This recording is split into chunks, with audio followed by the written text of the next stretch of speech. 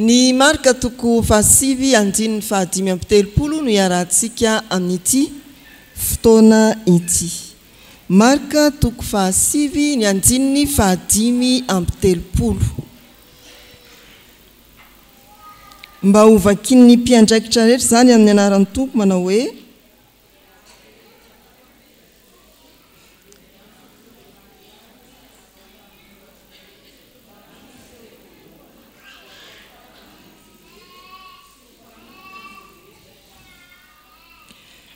amin'ny anaran'ny Tompo ary rehefa tafapetraka Jesosy dia niantso ny 12 lahy izy ka nanao taminy hoe raha misy teo voalohany dia atao farany amin'izy rehetra sy ho mpanompon'izy rehetra izy. Amen. Maro ny tantara amin'ny soratra masina manamafy fampianaran'i Jesosy io. Fantatrareo ny tantaran'i Josefa izay rehefa namidiny ralahany dia lasa andevo ny Potifara tao atokantrano. Tsy nampaninina azy zany, nataony tsara ny fanompona nampanovina azy. Fa nendrikendrehana nanao zavatra tsy nety tao izy. Fantatrareo ny tantara fa tsy ho lazaiko eto. Dia nahiditra amponjy. Fa tany amponjy koa dia nahafapo ny mpiambina fonjy izy ary tonga teo akaikin'ny mpanjaka tamin'izany. No ny fahaizany nanazava hevitry ny nofy. Rehefa hitan'ny mpanjaka ny fahendreny dia napetraka ny mpanjaka Egiptiana mba hitantana ny harem-panjakany izy. Nanetry tena i Josefa nanompo na tany atokantranon'ny Potifara na tany amponja ary tonga lehibe teo amin'ny fanjakana Egiptiana. Fa misy tantara anankiray koa. Rina dia zazavavy kely tena tia milalao amin'ny namany. Lalao baolina izy ireo indray andro. Dia latsaka tao anaty fotaka ny baolina. Samy manao fanamiana madio daholo ny mpilalao baolina. Dia nifampijerijery fotsiny hoe iza zany niakan'ilay baolina. Dia irina ny nakan'ny baolina. Tena feno fotaka be mihitsy izy. Dia rehefa aveo ny sasany tsara ny baolina dia miverina lalao am-pifaliana daholo indray ny mpilalao rehetra. Fa rehefa vita ny kilalao dia hoy irina hoe andehanao zaridaina e. Nahagaga fa tonga dia nanaraka azy daholo ny namany rehetra mikarakara zaridaina. Satria nianatra tamin'ny rina ilay feno fanetretena nahaka ny baolina tany anaty fotaka dia nanasa nianatra tamin'izay ny ankizy rehetra dia tonga mpitarika ny ankizy rehetra izy. Izany no lesona entin'izao andinin-tsoratra masin'izao amintsika. Tapany faharoa indrindra dia manao hoe amin'ny anaran'ny Tompo raha misy teo voalohany dia atao farany amin'izy rehetra sy ho mpanompon'izy rehetra izy. Raha misy teo voalohany dia atao farany amin'izy rehetra sy ho mpanompon'izy rehetra izy. Dia tadidio ary ny tantaran'i Josefa mba ho tonga tompon'andraikitra ambony eo amin'ny fanjakana ianao. Aza dinoina ny tantarany Rina mba ho tonga mpitarika eo amin'ny ekipa mahomby ianao. Ahoana hoy ny soratra masina? Raha misy teo voalohany dia atao farany amin'izy rehetra sy ho mpanompon'izy rehetra izy. Fa mitodika amintsika fiangonana manontolo. Misaotra an'Andriamanitra isika fa amin'ny fotoana izay mety mahavery hevitra antsika ny amin'ny hoe iza no fidiana ho ben'ny tanàna manerana ny nosy dia entin'Andriamanitra manoloana izao andinin-tsoratra masin'izao indrindra isika fiangonana. Ahafahana mitarika ny safiditsika hoe iza ary no fidiana. Izay teo lehibe apetraka farany anompo azy rehetra. Dia hifidy 12 Desambra. Saintsainy zany fampianaran'i Jesosy zany ahafahanao mametraka ny safidinao mazava iza amin'ireo ny tena hitanao fa vonina hanompo. Dia lozatsika iny tsy kisendrasendra akory ny fandarana perikopy fa efa iloava ny hevitr'Andriamanitra mba hamparezana antsika fiangonana hitarika antsika fiangonana andeha amin'ny sitrapony.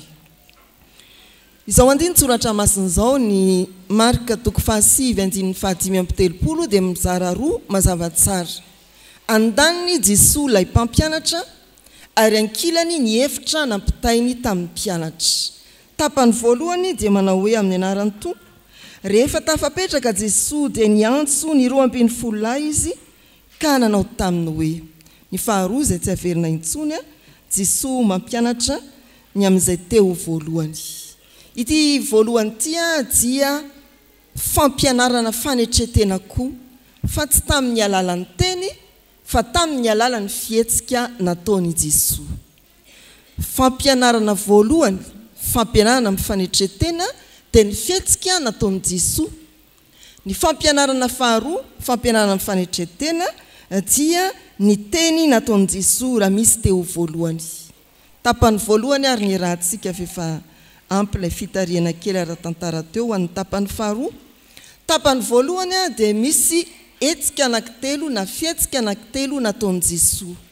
Ny voalohany izy nipetraka, ny faharoa izy niantso, ary ny fahatelo izy miteny. Samy entiny mampianatra fanetretena ireo fihetsika ireo. Hoy ny soratra masina ny anaran'ny Tompo, rehefa tafapetraka Jesosy. Vao tafiditra tao an-trano izy dia nanontany ny mpianatra hoe fa ino ny tiany iadinareo hevitra teny an-dalana? Samy tsy niteny izy rehetra fa niady hevitra ny amin'izay ho lehibe indrindra izy. Hoy ny andininy fahatelo amby telopolo sy fahaefatra amby telopolo. Ity Jesosy tia tamin'ny faneraserana tamin'ny mpianatra dia Jesosy nivoaka sy niditra tao an-trano niaraka tamin'ny mpianatra. Mandeha izy dia miverina, mandeha izy dia miverina ao an-trano. Voaka indray izy miasa dia miara miverina amin'ny mpianatra. Izay ny hitantsika eo amin'ny tantara eo ambony eo. Mivoaka Jesosy ny mpianatra dia miditra, ary tamin'ity indray mankity niditra tao an-trano izy. Nandre niady hevitra ny amin'izay ho lehibe indrindra dia nipetraka izy. Nipetraka izy amin'ny mpianatra. Fihetsika anankiray ny mpampianatra io. Mpampianatra manetritena, Jesosy eto no tarafitsika. Ao an-trano mampianatra mipetraka, tsy hoe reraka ny tety any Galilisa zay moa ny andininy fahatelopolo, fa tena mariky ny fampianarana fanetretena. Tsy niavoavo izy, na niavonavona, na niakatra ambonimbony dia ambony W, tsia fa nipetraka izy. Tafiditra tao an-trano izy ary tafapetraka. Ry havana malala, Jesosy raha tao amin'ny toriteny ao Matio toko 5 dia voalaza koa fa nipetraka. Rehefa tafapetraka Jesosy Matio toko 5 andininy voalohany, eto koa dia misy filazana hoe rehefa tafapetraka i Jesosy.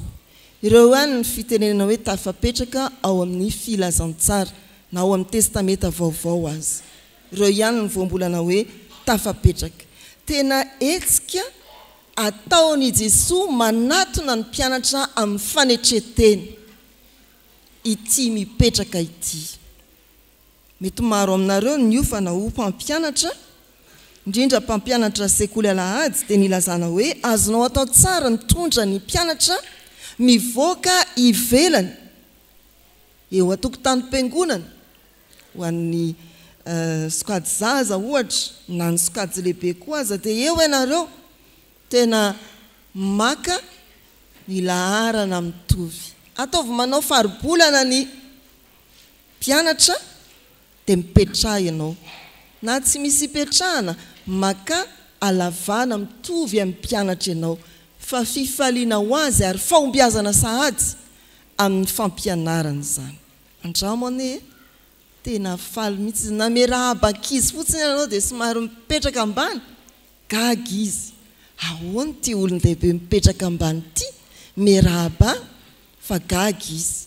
Dia izay ry havana, fihetsika fanetretena ampianarin' Jesosy eo amin'ny fampianarana, eo amin'ny fomba entintsika manatona ny mpianatra dia ilay maka ny laharany, maka ny halavany, maka ny fahatakarany sainy, mipetraka eo amin'ny toeran'ny mpianatra. manetretena mianarany Jesosy makatoerany mitoerany mpianatra rehefa mpianatra ianao.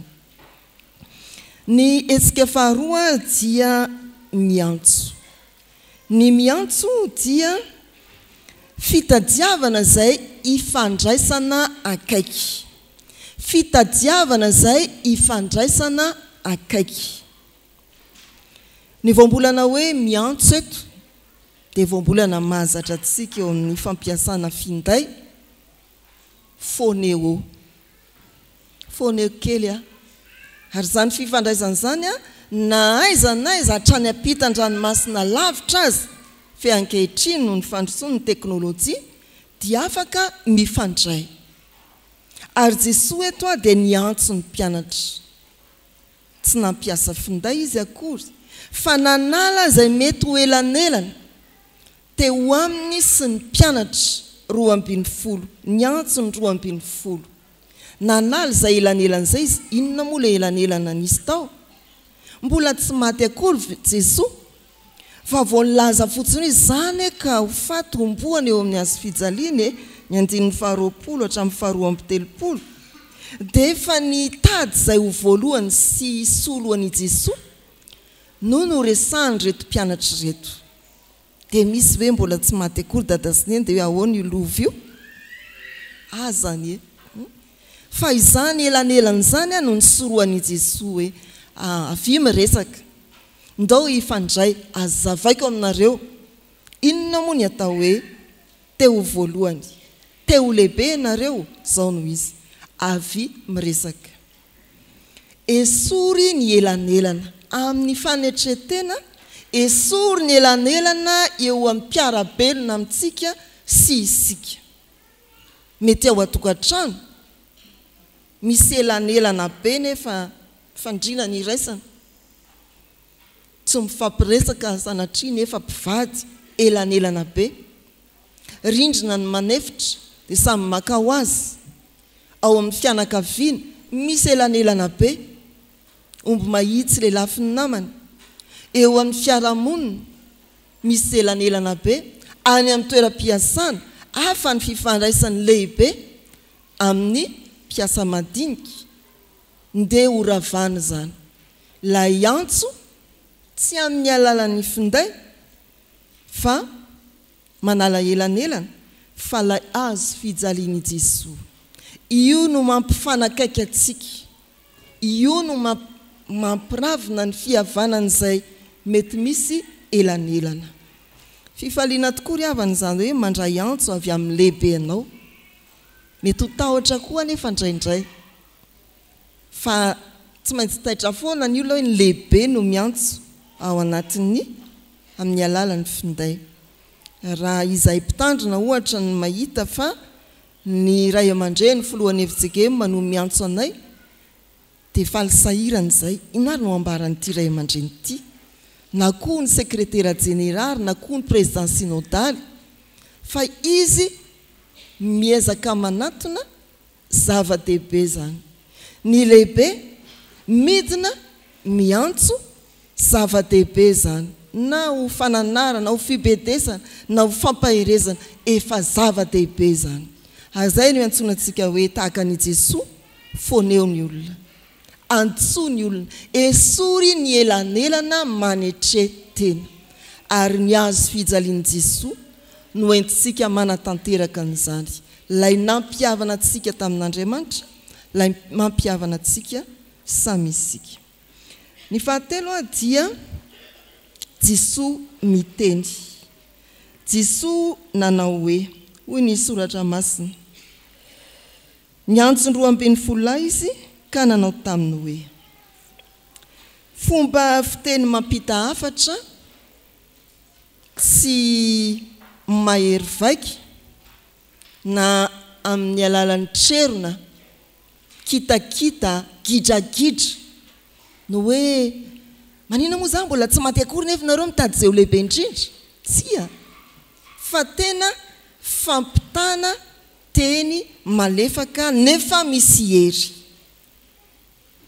Tsy matiantoka ry havana ny hoe manetry tena anao ka miteny ankalefahana fa ao anatin'izay indrindra ny fanahin'Andriamanitra no mahery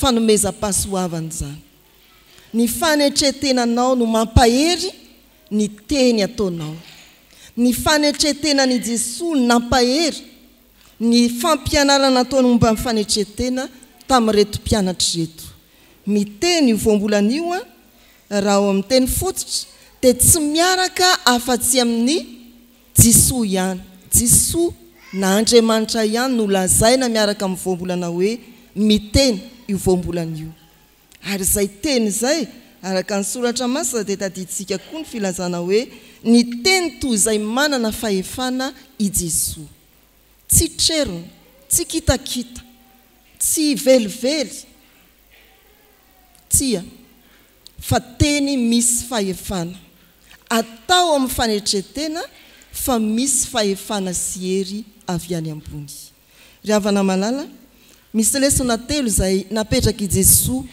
hianarantsika amin'ny fanetretena hampianatra ny soratra masina isika hitaiza ny zanaka izay eo ambany fiadiditsika isika eny ampianatra ny tsekoly mahaiza maka ny toerany mpianatra mipetraha mahaiza miantso manatona ny mpianatra antsoa izy ary mahaiza miteny amin'ny fanetretena eo ambany herim-pahasoavan'Andriamanitra dia ny fanahy masina ny tompone hampitoetra betsaka antsika amin'ny fanetretena hianatra ao amin'ny Jesosy amen